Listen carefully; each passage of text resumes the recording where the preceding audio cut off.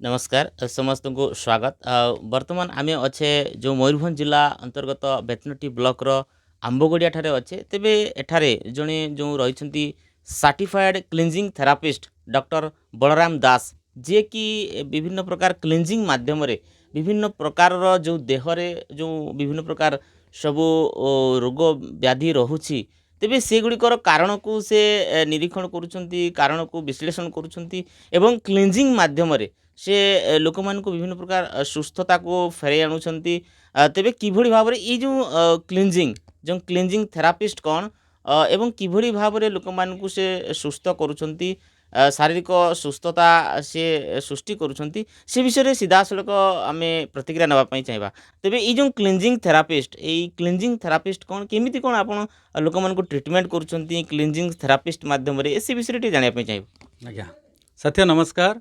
मु Balaram Das certified cleansing therapist Kalinga cleansing centre Ambagadia Baisinga Mayurbhanj Odisha मु आज की 6 वर्ष है मु ये क्लींजिंग थेरापी प्रैक्टिस करुच्ची जोटा कि मु निजे प्रथमे निजे उपरे अप्लाई करथिली। मो पाखरे जेतेबेले मु अच्छा रिजल्ट आसिला तो तापरे मु ए जिनसटा को मोर फैमिली रे तापरे मु मोर पड़ोसी तापरे धीरे धीरे मु एटा समाज रे विस्तार करने को लगिली। तो एबे मोर सेंटर को बहुत लोग आसुचंती क्लींजिंग करिकी जाउचंती सैटिस्फाइड हेकी जाउचंती। तो ये क्लींजिंग थेरापी को जो क्वेश्चन भाई आमर पचारे तो आम केमिति करूचु तो मुझे बाबद में कहबी एटा नेचुरल तरीका रे देसी तरीका रे प्राकृतिक तरीका रे ये जिनसटा को आम करूचु जोटा कि डॉक्टर पीयूष सक्सेना जे कि रिलायंस इंडस्ट्रीज रे सीनियर वाइस प्रेसिडेंट एबे जस्ट 65 इयर्स कवर आप है तो सी एबे रिटायर्ड करिकी अछंती। तो से तांकर थेरापी सी निजे एटा को बनैथिले से थेरापीटा को जोटा कि चरक सुश्रुत धनंतरी ठारू तार सोर्स थिला। तो से सी कौन कर liver cleanse kidney cleanse acidity cleanse parasite cleanse colon cleanse mouth cleanse nose cleanse ये सी 28 प्रकार क्लींजिंग रो मार्गदर्शन देइचंती। प्रथमे तो क्लींजिंग रो अर्थ बुझा गले आम इंटरनल ऑर्गन रो सफाई को आम कहूँ क्लींजिंग। तो इंटरनल ऑर्गन बोले तो आमर लिवर किडनी गल ब्लाडर पेनक्रियाज ये सब को आम इंटरनल ऑर्गन सब कहूँ। ये क्लींजिंग थेरापीटा को आम जड़े जदि मु एग्जांपल देकी कहवाको जदि चाहिए गोटे आम आमर गाड़ी बाइक फाइक जिते बड़े आमर स्टार्ट न हुए आम जिते जाऊँ कि माने स्टार्ट करने को जाऊँ स्टार्ट न होचु सेतेबेले आमे आमर सड़क छाप मेकानिक रो सहायता नौचु। तो सड़क छाप मेकानिक सेठी जो प्रिंसिपल जो प्रोसेस अवलंबन करूचु सेटा पूरा एंटायर क्लींजिंग रो प्रोसेस धोलाई सफाई रो प्रोसेस। तो सही प्रोसेसटा को सी जमती एप्लाई करिकी गाड़ीटा को ठीक ठाक करके छाड़ी दे परचु से भलिया आमे भी देसी तरीका रे ई क्लींजिंग करिकी इंटरनल ऑर्गन रो क्लींजिंग करिकी आमे गोटे लोक को निरोगी और दीर्घायु रखी पारुचु निजे रही पारिचु। आज 6 वर्ष है मु निजे ऊपर मु अप्लाई करके मु निजे गोटे ड्रॉप मेडिसिन कि गोटे टैबलेट नहीं नहीं तो मुई प्राकृतिक तरीका को इस्तेमाल करिकी। तेबे ये जो क्लींजिंग थेरापी कहते यहाँ कौन वास्तव में यहाँ कौन केमिति भाव में आप जो कहते इंटरनल जो ऑर्गन रो जो सफाई करा जाउछि एटा केमिति कौन माने सफा सुतरा करा जाउछि। तो सेटा को कहवाको गले या पाई किछि इनग्रेडिएंट रो आवश्यकता अछि जो इनग्रेडिएंट गुड़ा वो भी प्राकृतिक तरीका रे हमको मिलुछि। तो किडनी सफाई करने को गले आमको मक्का चुटीर सहायता नवाको पड़ो मक्का चुटीर काढ़ा तैयारी करिकी आमे जदि सेटा को सुबह दोपहर शाम 3 बार आम खाली पेटरे नौचु खाइबार आधा घंटा पूर्वर तो आमर किडनीटार सफाई होउछि। तो लिवर क्लींजिंग विषय जदि कहबी लिवर क्लींजिंग पाई आम Epsom salt extra virgin olive oil आउ साइट्रस जूस ये 3टी जिनिसर आवश्यकता रोचे से 3टी जिनिस आम सामने आसीगले आम ताकू गोटे बढ़िया मैंने परफेक्ट सिक्वेन्स रे आम ताकू 6-16 घंटा भितर आम ताकू पीऊचु पीला परे आम शरीर भितर से जतिकी सब गंदगी जे चीज रोची जिते सब आमर टॉक्सिन रोची से सब जिनस गुड़ाक से फ्लाश आउट कर दूची आ गुड़ा फ्लाश आउट हो जावा परे आमर शरीर गोटे पुनर्जन्म मिलला भाया आमको लगुच। ତେବେ ଏଇ ଯେଉଁ କ୍ଲିଞ୍ଜିଂ ଥେରାପି ବିଷୟରେ କହୁଛନ୍ତି ଯେଉଁ ସଫାଇ ହେଉଛି ଏଇ ସଫାଇ ସଫାଇ ହେଉଛି ବୋଲି ଆମେ କେମିତି ଜାଣିବା ଜଣେ ପେସେଣ୍ଟ ଆସିବେ ଆପଣ ତାଙ୍କୁ କ୍ଲିଞ୍ଜିଂ ଯେଉଁ ଥେରାପି ମାଧ୍ୟମରେ ଯେଉଁ ଟ୍ରିଟମେଣ୍ଟ କରିବେ ତେବେ ଏଇଟା ସଫାଇ ହେଉଛି ବୋଲି କେମିତି ଜାଣିବେ ଜଣେ ରୋଗୀ ପେସେଣ୍ଟ ବା ସେମାନେ କେମିତି ଜାଣିବେ ଯେ ସଫାଇ ହେଲା ବୋଲି ତ ସିଏ ଯେତେବେଳେ ଏଇଠି ପ୍ରୋସେସଟା ଅବଲମ୍ବନ କରୁଛି ସିଏ ତାକୁ ଏଇ ପ୍ରୋସେସ୍ ଭିତରେ 5-7 ଥର ସେ ଟଏଲେଟ୍ ଯାଉଛି। ତ ଟଏଲେଟ୍ ଯେତେବେଳେ ଯାଉଛି ସେଠି ସେ ଯେଉଁ ଭଳିଆ ମାନେ ହରା କଲର୍ର ଆପଣଙ୍କର ବ୍ରାଉନ୍ କଲର୍ର ଇଏ ସବୁ ଡିଫରେଣ୍ଟ ଡିଫରେଣ୍ଟ କଲର୍ର ସେ ଯେତିକି ସବୁ ଜିନିଷ ଗୁଡ଼ା ସେ ସବୁ ଫ୍ଲାସ୍ ଆଉଟ୍ ହେଉଛି। ଆମର ଏଠି ବ୍ୟବସ୍ଥା ଆମେ କରିକି ରଖିଛୁ ଟଏଲେଟ୍ରେ ଜାଲି ପକେଇକି ଟଏଲେଟ୍ ଯିବାର ଏବଂ ସେ ସେଇଠି ସେ କେଉଁ ଷ୍ଟୋନ୍ ବାହାରିଲା କେମିତି ଷ୍ଟୋନ୍ ବାହାରୁଛି କେମିତି ଟକ୍ସିନ୍ ବାହାରୁଛି କେମିତି କୋଲେଷ୍ଟ୍ରଲ୍ ବାହାରୁଛି ଏ ଗନ୍ଦି ଚର୍ବି ସବୁ ବାହାରୁଛି ଇଏ ସବୁ ସେ ନିଜ ଆଖିରେ ସେମାନେ ଦେଖିବେ ଟଏଲେଟ୍ରେ। ତତ୍ସହିତ ଯେତେବେଳେ କ୍ଲିଞ୍ଜିଂ ପ୍ରୋସେସ୍ କମ୍ପ୍ଲିଟ୍ ହେଇଯିବ ସେ ଲୋକ ନିଜେ କେମିତି ଟାଇପ୍ରେ ମେହସୁସ୍ କରିବ ସେଇଟା ଦେଖିବାର ଅଛି ଏବଂ ତାଙ୍କଠାରୁ ମୁଁ ଟେଷ୍ଟିମୋନିଆଲ୍ ନେଇକି ମୁଁ ବି ସୋସିଆଲ ମିଡ଼ିଆରେ ବି ଆପଲୋଡ଼ କରୁଛି ଯେଉଁଗୁଡ଼ାକ ବର୍ତ୍ତମାନ ଦେଖିକି ଲୋକ ସେମାନେ ମୋ ପାଖକୁ ଆସିକି ଏଠି ମାନେ କ୍ଲିଞ୍ଜିଂର ସହାୟତା ନେଉଛନ୍ତି କ୍ଲିଞ୍ଜିଂ କରୁଛନ୍ତି ଏବଂ ଖୁସି ହେଇକି ଯାଉଛନ୍ତି। ତେବେ ଏଇ ଯେଉଁ କ୍ଲିଞ୍ଜିଂ ଥେରାପି କହୁଛନ୍ତି ଯେଉଁ ଶରୀରର ଯେଉଁ ରହିଛି ଯେଉଁ ଅଙ୍ଗ ଗୁଡ଼ିକ ରହିଛି ଇଣ୍ଟରନାଲ ଯେଉଁ ଅର୍ଗାନ ରହିଛି ସେଗୁଡ଼ିକ ଯେଉଁ ସଫାଇ ସଫେଇ କରାଯାଉଛି ବୋଲି ଆପଣ କହୁଛନ୍ତି ଯେଉଁ ପ୍ରକ୍ରିୟା ରହିଛି ଏ ପ୍ରକ୍ରିୟା କେତେ ସମୟ ଲାଗୁଛି କେତେ ଦିନ ଲାଗୁଛି ବା କେତେ ଘଣ୍ଟା ଲାଗୁଛି ସେ ବିଷୟରେ ଟିକେ ଜାଣିବେ। ରାଇଟ୍। ତ ଲିଭର କ୍ଲିଞ୍ଜିଂ ପାଇଁ ଆମର ଏଇଟା ଗୋଟେ 16 ଘଣ୍ଟାର ପ୍ରୋସେସ୍। ତା ପୂର୍ବରୁ ଆମକୁ କିଛି ପ୍ରୋଟୋକଲ୍ ଫଲୋ କରିବାକୁ ପଡ଼ୁଛି ଯେଉଁଟାକି ନିରାମିଷରେ ଆମେ ରହିବୁ 5-7 ଦିନ ତାପରେ ଯାଇକି ଆମେ କ୍ଲିଞ୍ଜିଂ କରାଉଛୁ ସେ ଲୋକକୁ। ଆଉ ଯେଉଁଦିନ କ୍ଲିଞ୍ଜିଂ କରୁଛି ସେଦିନ ସକାଳୁ 6ରୁ ଅପ୍ ଟୁ ଦିନ 2ଟା ପର୍ଯ୍ୟନ୍ତ କେବଳ ଫଳ ତାଙ୍କୁ ଖିଆ କରାହେଉଛି ଯେଉଁଥିରେ କି କଦଳୀ ପରହେଜ କରାହେଉଛି କଦଳୀ ହେଭି ଫୁଡ଼୍ ବୋଲି ତାକୁ ପରହେଜ କରାହେଉଛି। ତ ଇଏ ଏଇ ଟାଇପ୍ରେ କରାହେଉଛି। ଆଉ ଗୋଟେ ପାରାସାଇଟ୍ କ୍ଲିଞ୍ଜ ଯେଉଁ ହେଉଛି ସେ ପାରାସାଇଟ୍ କ୍ଲିଞ୍ଜ ଆପଣଙ୍କର 8 ଘଣ୍ଟାର ଗୋଟେ ପ୍ରୋସେସ୍। ତ ସେଟାକୁ 8 ଘଣ୍ଟା ଭିତରେ ସେଟା କମ୍ପ୍ଲିଟ୍ ହେଉଛି। ତାପରେ ଏଟା କମ୍ପ୍ଲିଟ୍ ହେଲା ପରେ କିଡ଼ନୀ କ୍ଲିଞ୍ଜ କରାହେଉଛି। କିଡ଼ନୀ କ୍ଲିଞ୍ଜ ନେକ୍ସଟ ଡେ କରାଯିବ ଯେଉଁ କାଢ଼ା ତିଆରି କରିକି ସୁବେ ଦୋପହର ଶାମ ଏଟା ପିଆଯିବ। ଆଉ ଗୋଟେ ଏସିଡ଼ିଟି କ୍ଲିଞ୍ଜ ରହୁଛି ଯେଉଁଥିରେ କି ଆମେ ହରା ସब्जियों का जूस सुबह दोपहर शाम खाली पेटरे आमे पिउचु। तत्सहित निजर ओजन जेतिकी गुणा 5 जार 70 किलो ओजन 7×5 = 35 350 ग्राम खीरा टमाटर गाजर बीट मूला काकुड़ी ये सब जिनस को सलाड आकार जो गुड़ा को खाऊे आम से प्रथम प्लेट करके खाऊँ। तापर आमर जार नैत दिन जो खाद्य आम जी खावा कथा खाऊँ। तेबे एई जो क्लिनजिंग थेरापी गोटे दीर्घ समयर प्रक्रिया कहले 16 घंटा कि ताठू जो दीर्घ समयर प्रक्रिया रोची तेबे ए प्रक्रिया पई आपण जो रोगी को घर को जीवा पई पड़ुसी ना आपणकर एई थारे क्लिनिक रे जो रोगी माने रही कि क्लिनजिंग थेरापी करिवार व्यवस्था अछि से विषय टी जाने पे। तो कलिंग क्लिनजिंग सेंटर रो नाम दिया ହେଇଛି एटा गोटे रेजिडेंशियल क्लिनजिंग सेंटर लोके एटिके आसुचंती मोर एटी 5-6टा बेड रो बंदोबस्त अच्छी जो माने आसुचंती से एटी हमरो बेड रे रहुचंती एटी 2 राति गुटे राति 2 दिन जदि जने लोक रहुची मु तापरे मास्टर क्लिनजिंग ताकू कंप्लीट करौची।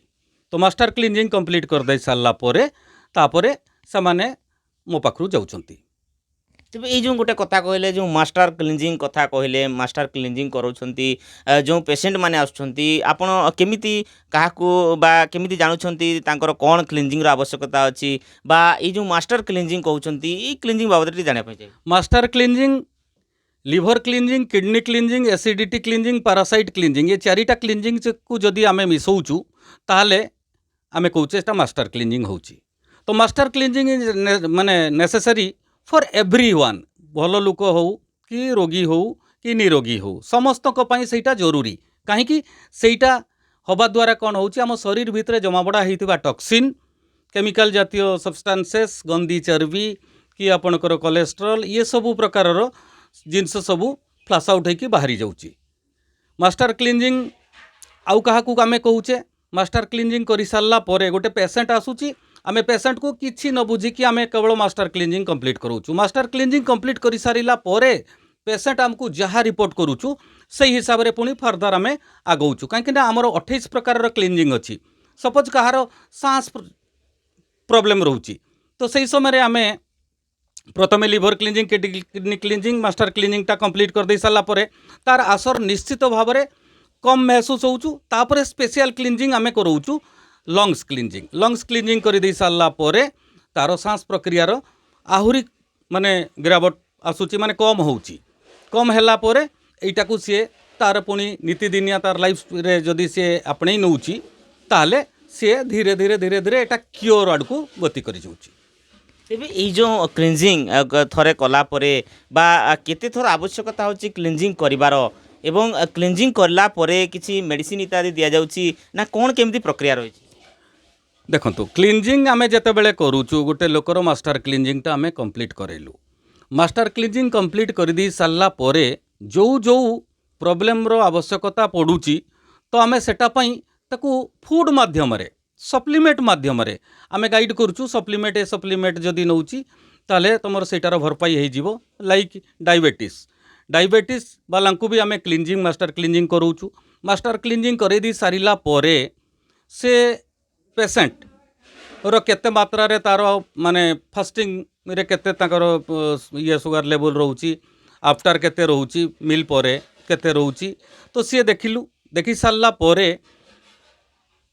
आमे महसूस करूँ कि मुझे मु निज एक्सपीरियंस कथा मुझे शेयर करी तो मुझे महसूस करे से मानकर किछि ना किछि कमिबार तो कमिगला परे तापर जितेबाला आम नॉर्मल खाद्य से मानकु खाइबाकू दिया होउची सेतेबेले से कौन होउची डायबिटीज माने केतेटा जिनसर अभाव रे हुए बेसिकली 9टा जिनसर अभाव मो जानिबा भितरे नीम करेला जामुन मेथी घृत कुमारी विजय सार गुलमर चिरायता त्रिफला एतिकी जिनसर अभाव जदि हुए शरीर रे पेनक्रियाज को जदि पहुँची न पारे ताले इन्सुलिन बनी पारेनी जदि इन्सुलिन न बनब ताने आपणकर सेटा डायबिटीज को कन्वर्ट होची आमको एक्सटर्नाल सोर्स रु इन्सुलिन नबाकू पड़ुची तो सही इन्सुलिनटार आम शरीर को पहुँची न पारिबार मुख्य कारण रहुची जे आम शरीर आम लिभर रो जमाबाड़ा होकर रही